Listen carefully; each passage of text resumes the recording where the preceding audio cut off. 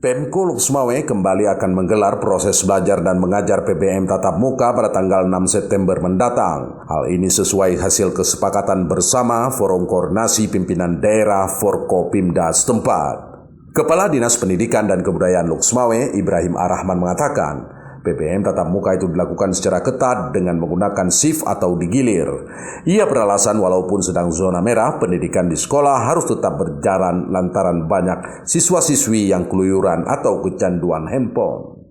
Intinya kita insya Allah mulai hari Senin nanti tanggal 6 bulan 9 ini kita sudah melakukan PBM secara PTM terbatas atau SIP dengan mengikuti prokes kesehatan yang ketat. Nah, kemudian juga guru-guru diharapkan yang mengajar dipastikan sudah melakukan vaksin.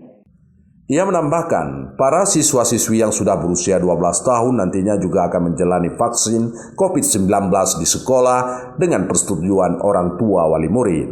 Kebijakan ini diterapkan untuk menambah imunitas tubuh agar terbebas dari virus corona.